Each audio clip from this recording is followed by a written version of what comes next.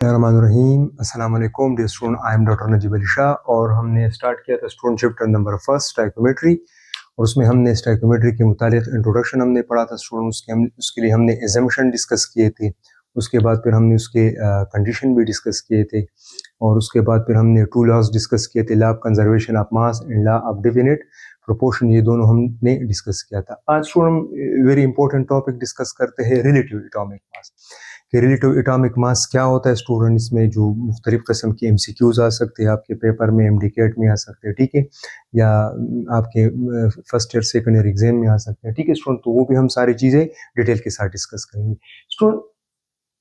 First of all we should discuss what is relative. Relative का मतलब क्या है स्टूडेंट? कंपेयर करना। अब देखो स्टूडेंट, हमारे पास जो एक एटम का जो मास होता है वो इंतहाई क्या होता है, वो बहुत छोटा होता है। उसको हम इस तरह आम बैलेंस के साथ जो है ना उसको मैयर हम नहीं कर सकते, ठीक है स्टूडेंट। सो डेट्स वाई हम क्या करते हैं, रिलेट करते हैं स्टूडेंट कि एक एटम क्या करते हैं, उसका हम एटॉमिक मास क्या लेते हैं स्टूडेंट, स्टैंडर्ड लेते हैं, और दूसरे एटम का जो एटॉमिक मास होता है अननोन, उसके जरिए फिर हम उसको क्या करते हैं, मालूम कर सकते हैं। तो रिलेटिव एटॉमिक मास क्या होता है स्टूडेंट? पहले हम इसकी डिफिनीशन लिखते हैं। तो रिलेटिव एटॉमिक मास क्या होता है? It is the mass of an atom of an element compared to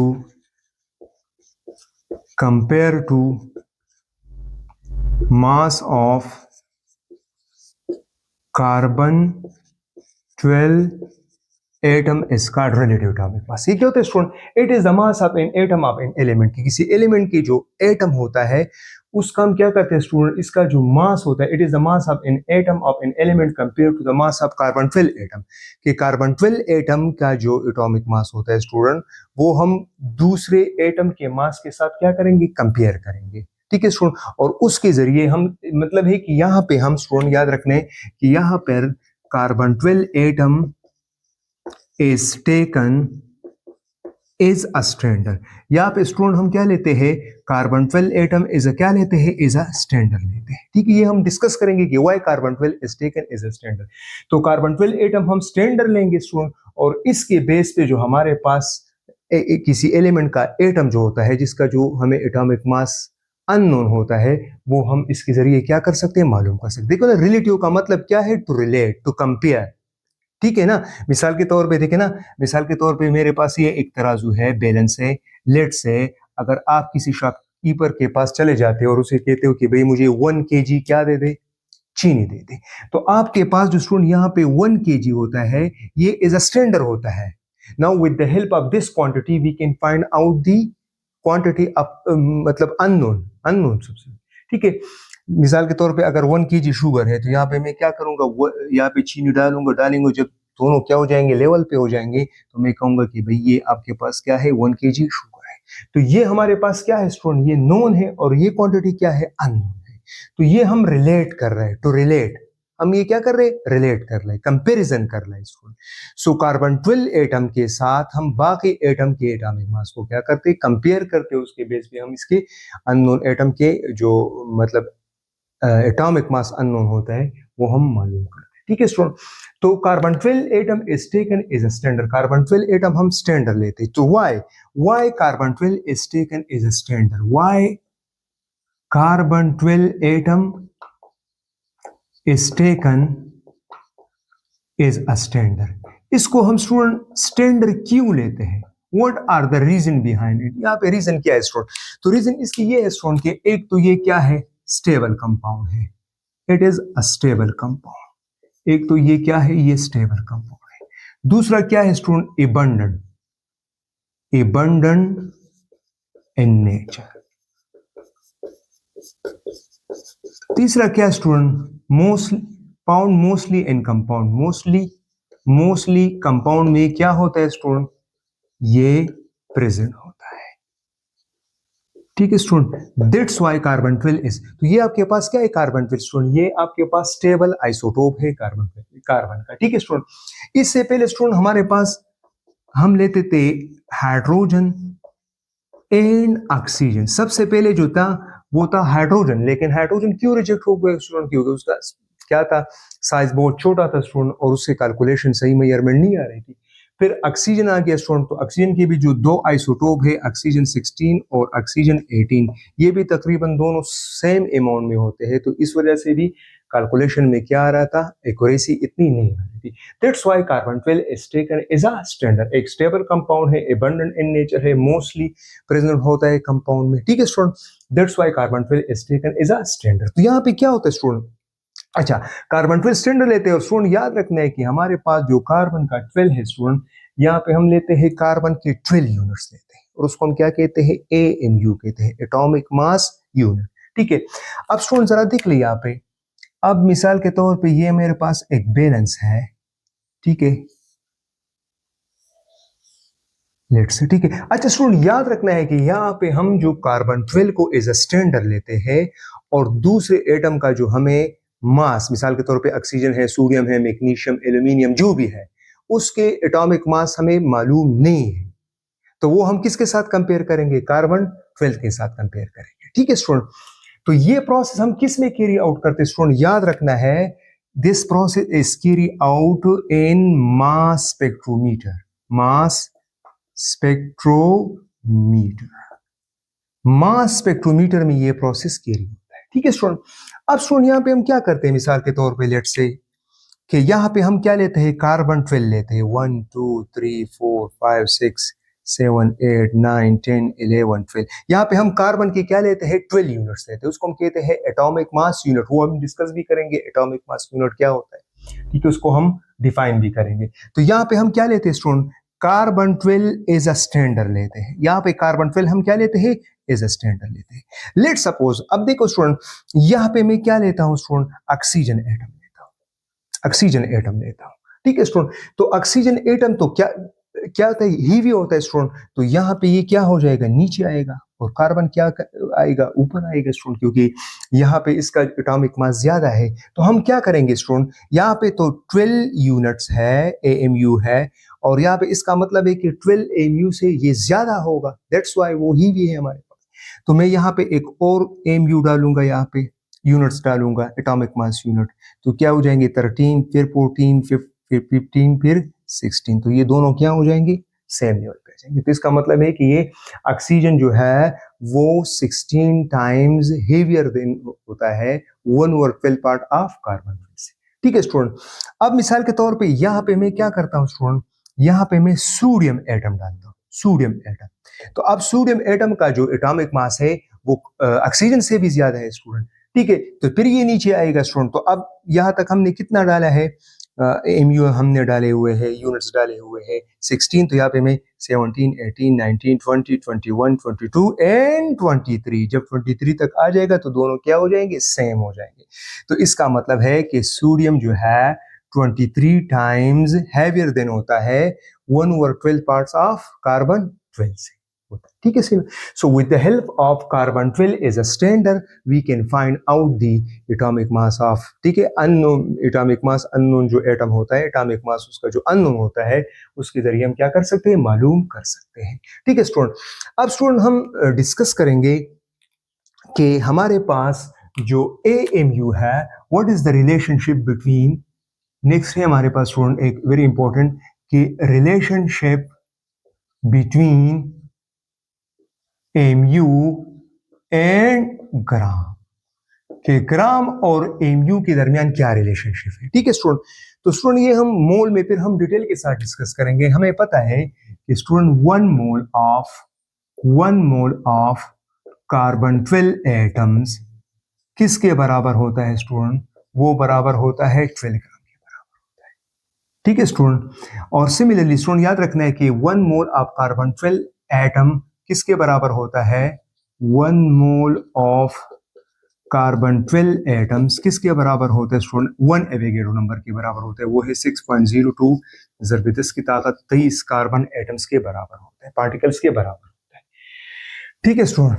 तो अब स्टूडेंट याद रखना है कि ये 1 मोल ऑफ कार्बन 12 एटम्स है, ये 12 ग्राम है, ये तो 1 मोल है। अब 1 मोल में कितने कार्बन एटम है?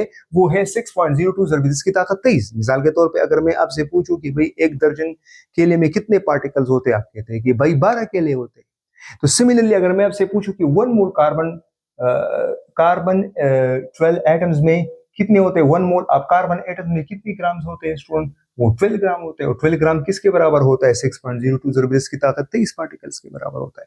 अब स्टूडेंट अगर मैं आपसे पूछूं कि भाई आपने मास ऑफ 1 कार्बन एटम मालूम करना है, मास ऑफ 1 कार्बन एटम, तो आपने क्या करना है कि मास ऑफ 1 कार्बन एटम कैसे मालूम करेंगे स्टूडेंट? तो हम 12 को किससे डिवाइड करेंगे? 6.02 जरब की ताकत 23 से डिवाइड करेंगे।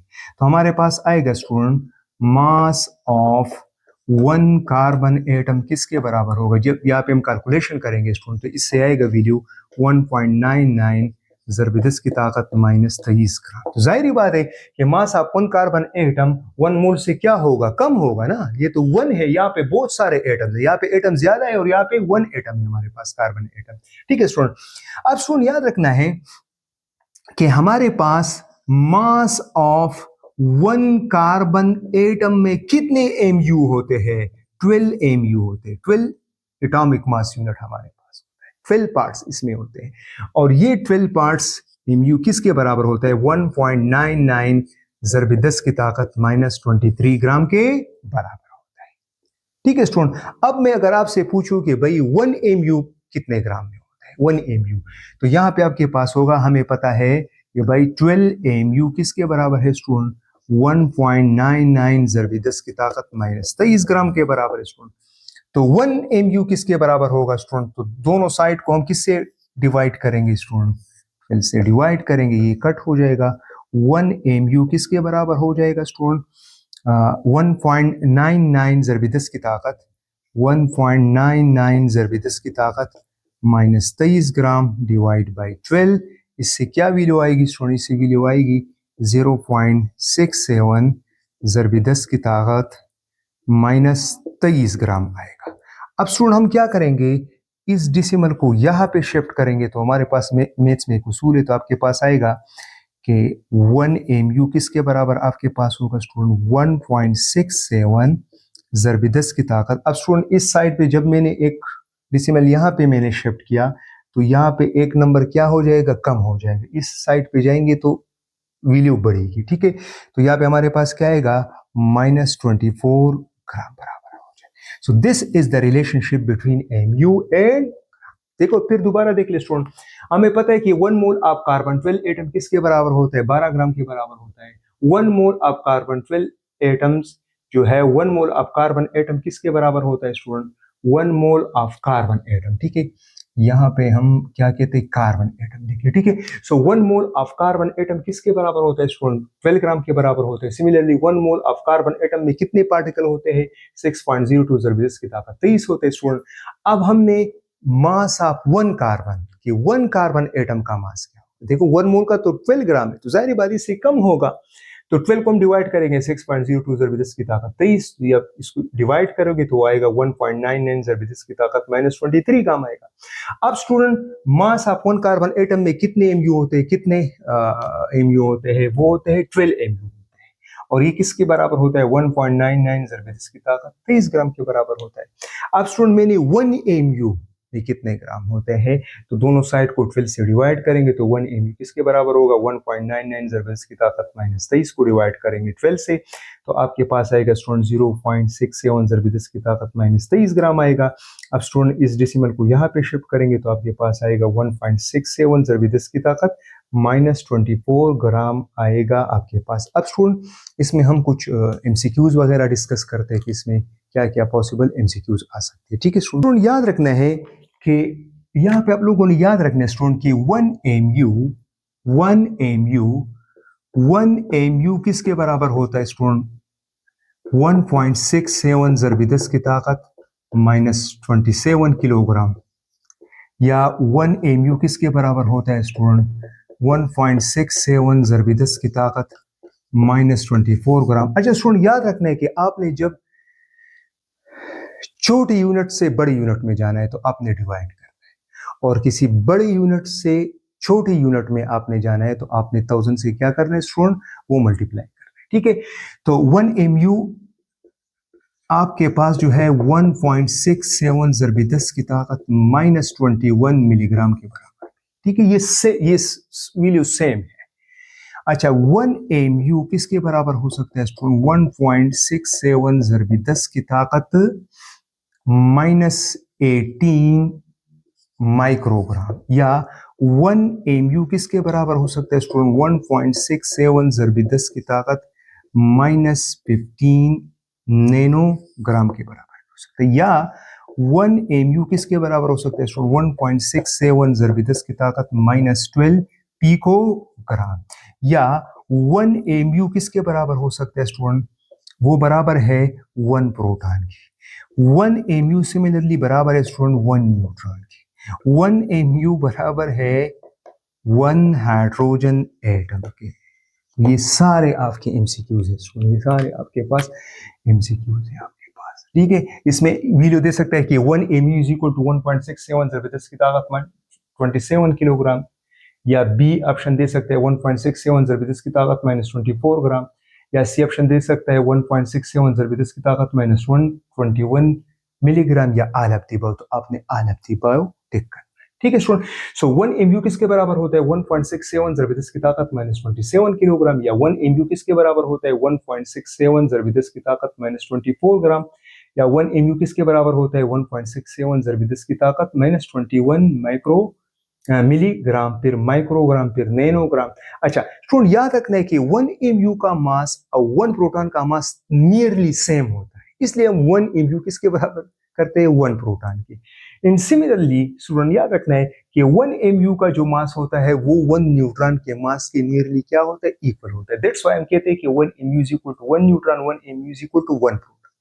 लेकिन स्टूडेंट यहाँ पे देखिए कि 1 MU is equal to 1 hydrogen atom हम क्यों कहते हैं, यहाँ पे कुछ कंफ्यूजन है। इसलिए स्टूडेंट कि हाइड्रोजन में अगर हम देखते हैं स्टूडेंट, तो हाइड्रोजन में हमारे पास क्या है, न्यूट्रॉन तो नहीं होते, उसमें 0 न्यूट्रॉन होता है, तो कितने प्रोटॉन होते हैं, 1 प्रोटॉन होता है, ठीक है student. That's why 1 MU is equal to 1 hydrogen atom की। तो ये भी आ सकता है कि भाई 1 MU is equal to 1 proton, 1 MU is equal to 1 neutron, 1 MU is equal to 1 hydrogen atom, और डी आपके पास देगा ऑल ऑफ द अबव। तो ऑल ऑफ द अबव आप लोगों ने क्लिक करना है।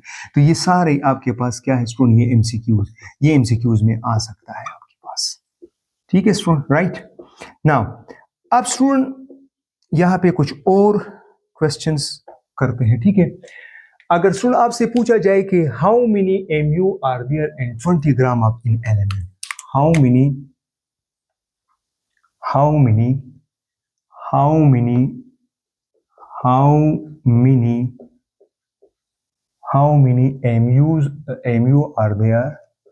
MU are there and 20 gram of an element, कि किसी एलिमेंट में स्टूडेंट याद रखना है कि किसी एलिमेंट में 20 ग्राम में कितने MU आपके पास हो सकते हैं। तो स्टूडेंट याद रखना है, इसके लिए सिंपल हम क्या करते हैं, हमें पता है कि 1 MU इज इक्वल टू 1.67 ज़रबे 10 की ताकत -24 ग्राम के बराबर होता है, ठीक है स्टूडेंट।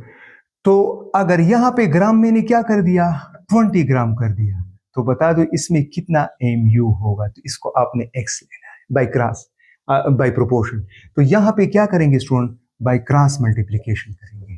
तो आपके पास क्या आएगा स्टूडेंट, शाबाश, 20 ग्राम मल्टीप्लाई बाई 1 आ जाएगा स्टूडेंट, 1 आपके पास आएगा is equal to x multiply by 1.67 ज़रबे 10 की ताकत -24 ग्राम आएगा आपके पास, ठीक है स्टूडेंट। अब x की वैल्यू को हमने अकेला छोड़ना है, तो दोनों साइड को 1.67 ज़रबे 10 की ताकत -24 ग्राम से डिवाइड करेंगे। यहाँ पे भी 1.67 ज़रबे 10 की ताकत -24 ग्राम से क्या करेंगे, डिवाइड करेंगे। ये दोनों कैंसिल हो जाएगा। यहाँ पे x is equal to 20 multiply by 1 divide by 1.67 ज़रबे 10 की ताकत -24 ग्राम। इससे जो वैल्यू आ जाएगी वो आपके पास क्या होगा, वो MU होगा, ठीक है student. So how many MU are there in 20 gram of an element. तो यहाँ पे हमने क्या करना है स्टूडेंट, 1 mu किसके बराबर होता है, 1.67 ज़रब 10 की ताकत -24 ग्राम।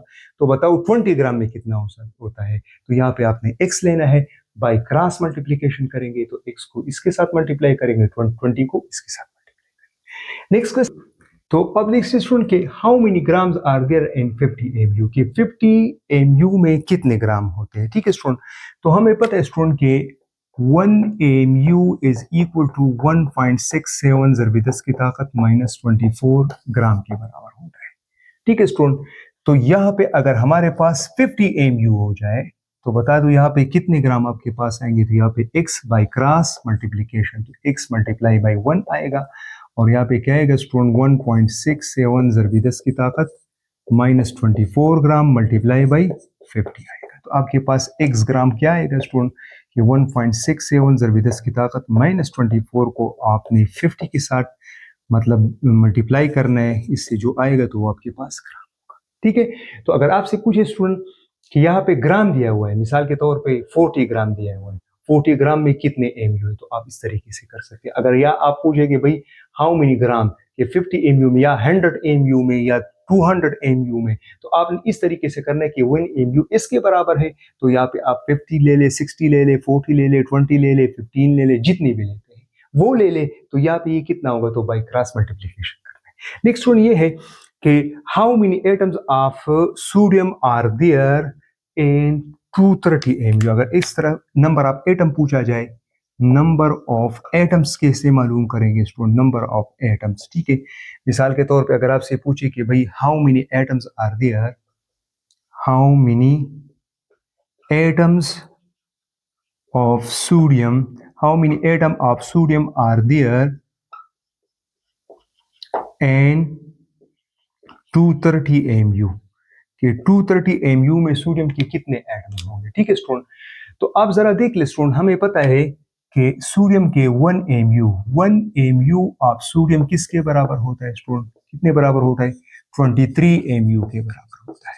कितने mu के बराबर होता है, 23 mu के बराबर होता है। तो बता दे 230 mu में कितने नंबर ऑफ एटम्स होंगे। तो ये हमारे पास क्या है, ठीक है, कि यहाँ पे 1 सोडियम एटम में, 1 सोडियम एटम में कितने mu होते हैं स्टूडेंट, 23 mu होता है। तो बता दे अगर 230 mu हो जाएंगे तो यहाँ पे सोडियम की एटम कितने होंगे, तो बाई क्रॉस मल्टीप्लीकेशन हम करेंगे, क्रॉस मल्टीप्लीकेशन करेंगे तो स्टूडेंट तो x multiply by 23 is equal to 230।